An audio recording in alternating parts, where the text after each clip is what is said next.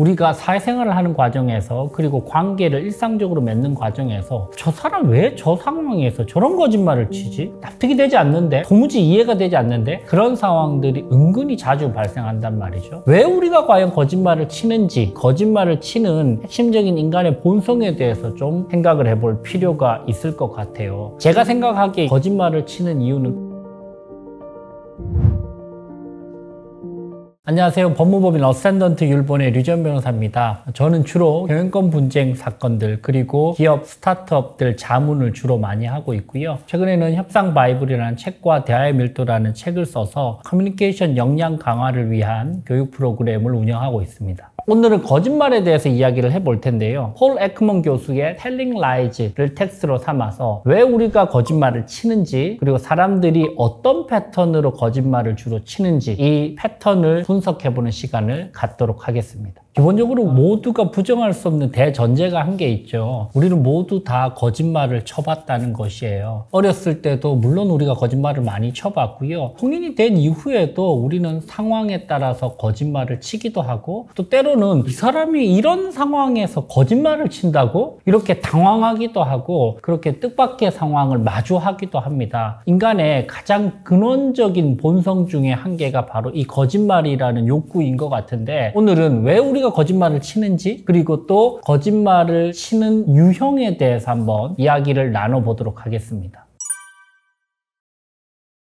세계적인 심리학자이죠. 캘리포니아 대학교의 폴 에크먼 교수는 거짓말 분야의 대가이고요. 얼굴의 심리학, 왜 아이들은 거짓말을 칠까? 이런 거짓말과 관련된 여러 논문들과 저서들을 통해서 세계적으로 유명해진 대가인데요. 바로 이 책입니다. Telling Lies, 거짓말하기. 이 책이 거짓말과 관련된 여러 책들 중에서 가장 거짓말에 대해서 인사이트를 날카롭게 그리고 실용적으로 잘 정리를 하고 있어서 이 책을 오늘 한번 여러분들과 함께 분석해보고, 그리고 거짓말을 치는 이유, 그리고 거짓말을 간파할 수 있는 우리의 기술들을 한번 이야기를 나눠보도록 하겠습니다.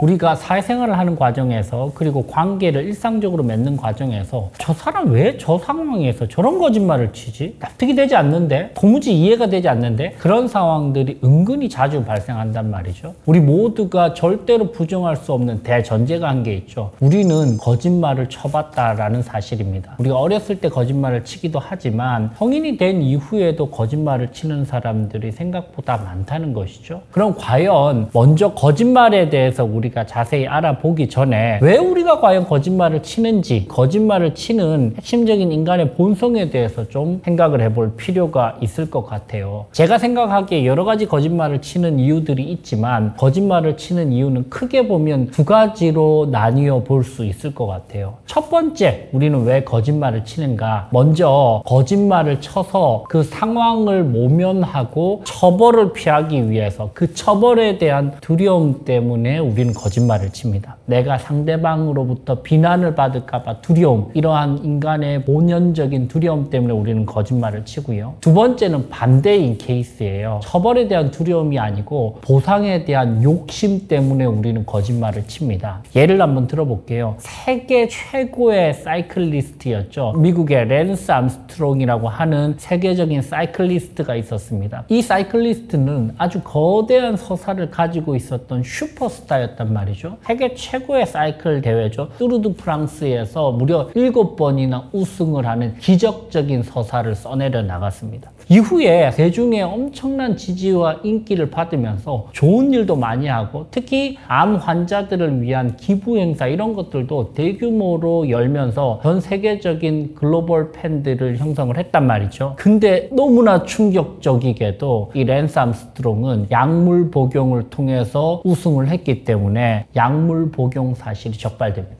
그러면서 본인의 모든 대회 기록과 우승 기록들이 전부 다 자격 박탈이 되면서 기록들이 다 지워지게 되는 것이죠. 이게 대표적인 인간의 욕구이죠. 거짓말을 치지 않으면 내가 절대로 도달할 수 없는 대표적인 인간의 핵심적인 본능이죠. 내가 인정받고 싶은 욕구, 그리고 근원적인 욕구 때문에 거짓말을 쳐서 내가 상을 취하는 그런 인간의 욕구가 발로 돼서 거짓말을 치는 경우들, 크게 두 가지로 나누어 볼 수 있겠습니다. 자, 그럼 본격적으로 거짓말을 파악할 수 있는 방법들, 여러분들이 일상에서 어떻게 하면 거짓말을 우리가 예리하게 캐치할 수 있을까, 이런 부분들이 실생활에는 도움이 될 수 있잖아요. 크게 보면 여러분들 언어적인 방식, 즉 상대방의 말을 통해서 힌트를 얻어낼 수 있는 방식과 비언어적인 방식, 즉 행동, 표정, 얼굴, 이런 부분들을 통해서 우리가 힌트를 유추할 수 있는 포인트들을 크게 두 가지 카테고리로 나누어서 10가지씩을 한번 차례대로 이야기를 해볼 텐데요. 언어적인 방식은 물론이거니와 여러분들 생각보다는 비언어적인 방식, 특히 바디랭귀지를 통해서 우리가 거짓말을 캐치할 수 있는 방법들이 많단 말이죠. UCLA의 심리학자이죠. 앨버트 메라비안은 메라비안의 법칙이라고 하는 세계적으로 널리 알려진 원칙을 주장을 하면서 사실 인간의 언어에 있어서 바디랭귀지의 비중이 얼마나 중요한지에 대해서 설명을 하고 있습니다. 이 메라비안의 법칙에 따르면 인간의 커뮤니케이션에 있어서 상대방이 인지하는 중요도 순을 따져보면 메시지, 그 내용 자체는 7%의 중요도밖에 없고요. 나머지 38%는 목소리에서 풍겨 나오는 에너지와 톤, 그리고 무려 55%가 바디랭귀지로부터 강력한 인상을 받는다는 것이죠. 생각보다 여러분들 우리가 바디랭귀지를 통해서 많은 시그널들을 발견할 수 있고 많은 느낌들을 전달받는다는 것입니다. 그래서 먼저 거짓말을 파악하는 방법론을 따져볼 때 비언어적인 방식, 즉 상대방의 바디랭귀지를 통해서 우리가 어떻게 거짓말을 캐치할 수 있는지 10가지의 단서들을 하나씩 설명드려 보도록 하겠습니다. 완벽한 거짓말은 없다. 첫 번째, 행동적 패턴을 10가지로 나누어서 우리가 분석을 해볼 텐데요. 첫 번째 행동은 바로 말을 하면서 입을 가리는 행위입니다. 여러분들, 말을 하면서 입을 가린다는 것은 무의식적으로 내가 거짓말을 숨기고 싶은 그런 제스처가 드러난다라고 볼 수 있다는 것이죠. 두 번째는 당황스러울 때 헛기침, 그리고 말을 얼버무리는 행동들을 계속적으로 반복하는 그런 행동들을 보이는 패턴들이 보인다는 것이죠. 저도 사실은 제가 전 직장에서 일을 할 때 그런 동료가 한 명 있었어요. 거짓말만 하면 헛기침을 해요. 이거 완전 조건 반사적으로 나오는 그 사람의 패턴이고, 사실 함께 일하는 사람들은 그걸 다 알고 있었어요.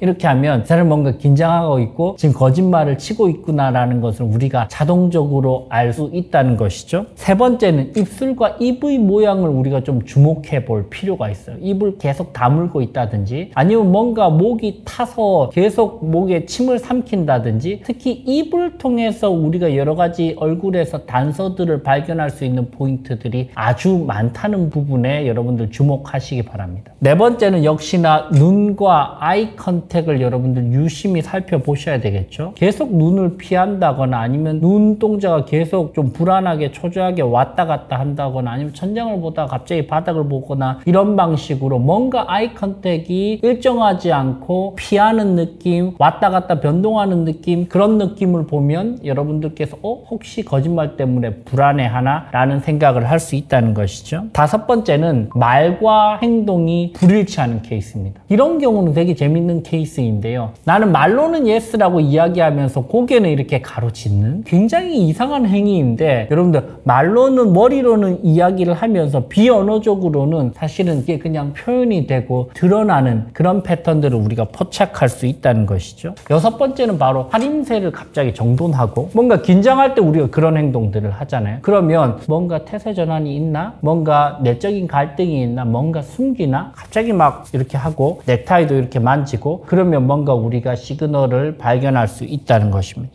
일곱 번째는 여러분들 손끝과 발끝을 좀 주목하시기 바라고요. 손끝을 예를 들면 계속 볼펜을 까딱까딱 한다거나 아니면 발끝을 불안하게 계속 다리를 움직인다거나 아니면 다리를 떤다거나 이런 행동들은 뭔가 불안감이 지금 손끝과 발끝에서 나오고 있다. 이런 포인트들을 여러분들 생각해 보시기 바랍니다. 여덟 번째는 대화 중에 몸의 방향이에요. 대화 중에 몸의 방향이 거짓말을 칠 때는 정면으로 바라보면서 아이 컨택을 하면서 진실되게 이야기를 할 가능성이 생각보다 높지 않다는 것이죠. 그렇기 때문에 무의식적으로 약간 몸의 방향이 이렇게 틀어진다거나 몸의 방향이 30도, 45도 이렇게 틀어져서 이야기를 한다거나 이런 미세한 움직임들을 여러분들이 좀 감지를 하실 필요가 있습니다. 9번째는 신체의 고정점이 갑자기 이동하는 것이죠. 갑자기 앉아있다가 일어선다거나, 그죠? 아니면 이렇게 서 있는데도 갑자기 방향을 틀어버린다거나, 내 무게중심을 갑자기 바꾸는 행동들을 할 때는 뭔가 저 사람이 지금 크게 심리적으로 불안한 감정들이 비언어적으로 표출된다라는 포인트를 우리가 파악을 해볼 수 있겠습니다. 10번째는 갑작스러운 태도의 변화도 여러분들 한번 잘 살펴보시기 바라고요. 갑자기 급격하게 공손해진다거나, 아니면 급격하게 갑자기 좀 화를 내면서 급발진을 한다거나, 이런 행동들은 뭔가 본인들이 감추고 있는 것들이 드러났을 때 조건반사적으로 몸에서 그런 태도들을 보일 가능성이 높다는 것이죠. 이 10가지의 공통점을 살펴보면 역시나 얼굴을 주목할 필요가 있다. 눈 아니면 입이죠. 갑자기 막 귀가 움직이거나 코가 움직이지는 않을 거니까요. 그리고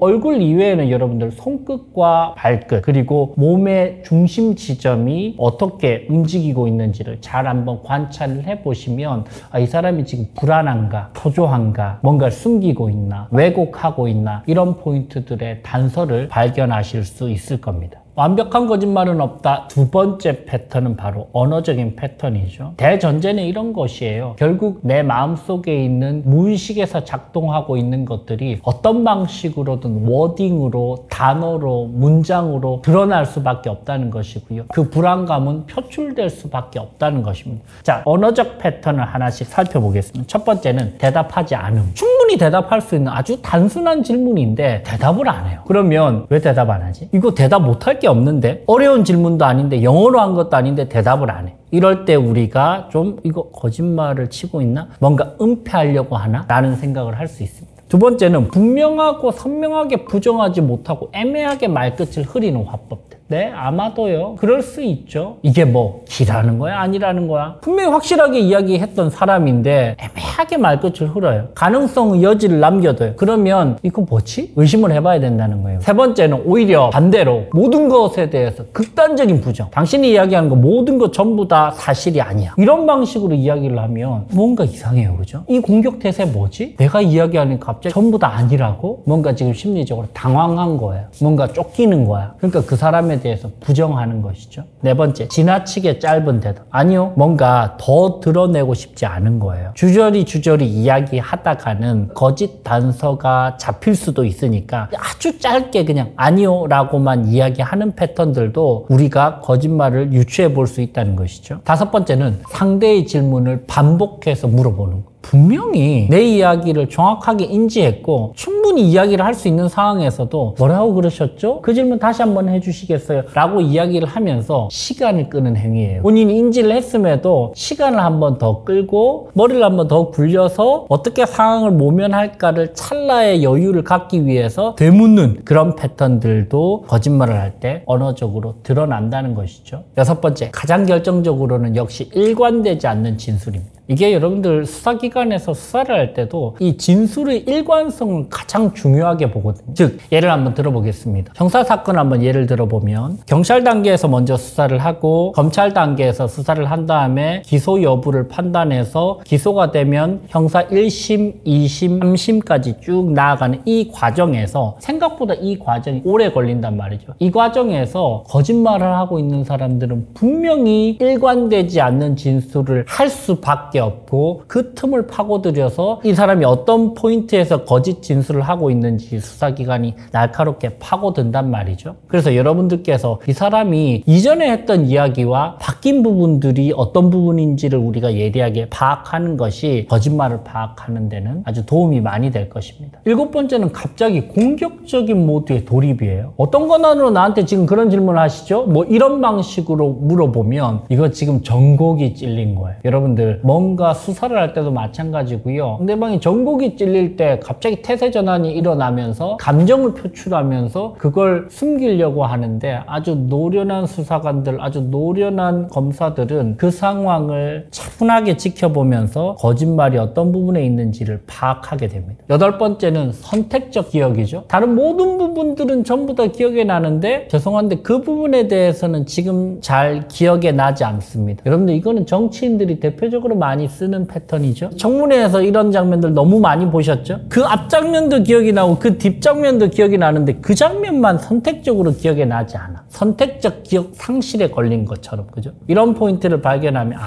그 부분은 뭔가 은폐를 하고 싶구나 라고 우리가 포인트를 잡을 수 있겠고요. 9번째는 경계를 감추는 수식어의 활용 방식이에요. 제가 현재 기억하기로는 그건 아닌 것 같습니다. 이런 방식으로 수식어를 활용해서 이게 팩트인지 아닌지 애매하게 여지를 남기는 그런 방식으로 대답을 한다면 뭔가 선명하지 못하다, 뭔가 여지를 남기고 있다 라는 시그널을 우리가 확인을 해볼 수 있겠습니다. 마지막으로 10번째는 직접 진술을 피하면서 참조 답변으로 얼버무린다는 거예요. 어떤 질문을 하면 본인이 yes or no를 이야기를 하면 될 텐데 그렇게 이야기하지 않고 내 보고서에 적혀 있는 그대로 해석하시면 됩니다. 아니면 이메일을 확인하시면 됩니다. 그 내용은 카톡으로 보내드렸으니까 그렇게 해석하세요 라는 방식으로 이야기를 한다면 내가 직접적으로 한 번 더 진술을 하는 것이 부담스럽다, 그러고 싶지 않다, 뭔가 드러나는 것을 감추고 싶다 라는 방식으로 우리가 해석의 힌트를 얻을 수 있다는 것이죠. 지금까지 여러분들 우리가 거짓말의 힌트, 단서를 얻을 수 있는 방식들, 크게 보면 비언어적인 커뮤니케이션 방식, 그리고 언어적인 패턴들을 차례대로 하나씩 분석을 해보았습니다. 여러분들께서 일상에서 그리고 업무를 하시면서도 거짓말의 상황이 포착되었을 때 이런 부분들을 여러분들께서 한번 살펴보시기 바랍니다. 여러분들 또 한 가지 재밌는 사실은 커뮤니케이션 수단별로 거짓말의 비율이 다 다르다는 거예요. 미국 코넬 대학교에서 연구 논문을 발표를 했는데요. 코넬 대학교의 학생들에게 직접 대화, 그리고 전화 통화, 그리고 문자, 이메일로 편안하게 커뮤니케이션을 하게 만들고, 그리고 그 과정에서 거짓말이 어떤 커뮤니케이션에서 얼마만큼 포착되었는지를 연구를 해봤더니 놀랍게도 커뮤니케이션 수단에 따라서 거짓말이 현저히 차이가 납니다. 이 네 가지 중에 여러분들 가장 압도적으로 거짓말이 많이 포함되어 있는 케이스는 언제일까요? 바로 전화 통화할 때 거짓말이 가장 많이 포함되어 있습니다. 무려 37%, 즉 10명 중에 4명은 전화로 거짓말을 하고 있다는 것이고요. 두 번째로 거짓말이 많이 포함되어 있는 케이스는 직접 대화, 무려 27%, 10명 중에 3명은 내 눈을 똑바로 쳐다보고 조곤조곤 거짓말을 하고 있다는 것이고요. 세 번째로는 문자는 21%입니다. 즉 10명 중에 2명은 문자나 카톡이나 채팅 방식으로 거짓말을 하고 있고요. 가장 거짓말이 적은, 반대로 말하면 가장 신뢰도가 높은 커뮤니케이션 수단은 역시나 이메일입니다. 이메일은 여러분들 제목이 남고 참조, 투, 그리고 내 명함까지 가는 경우들이 많은데 거기다가 거짓말을 친다. 사실 쉽지가 않아요. 여러분들 주위에 이메일로 거짓말을 치는 사람이 있다면 그 사람 대단한 사람입니다. 그래서 크게 보면 언어적으로 이야기하거나 말로써 사라진다라고 생각하는 언어적 패턴, 즉 전화 통화를 하거나 직접 대화를 할 때는 거짓말이 상대적으로 훨씬 더 많고 텍스트가 남을 경우에는 거짓말의 비율이 현저히 적다라는 사실을 우리가 확인할 수 있겠습니다. 오늘 거짓말에 대해서 한번 자세히 다뤄봤습니다. 거짓말을 치는 인간의 본성, 그리고 거짓말을 치는 패턴들, 그리고 단서를 삼을 수 있는 포인트들, 그리고 커뮤니케이션 수단에 따라서 우리가 어떻게 다른 패턴들을 보이는지까지 살펴보았습니다. 사실 인간의 본성적인 욕구로 발로되는 이 거짓말을 우리가 일상에서도 한번 잘 관찰을 한번 해보시고 여러분들에게 도움이 되는 그런 시간이었으면 좋겠습니다. 지금까지 협상가 류지연 변호사였습니다. 감사합니다.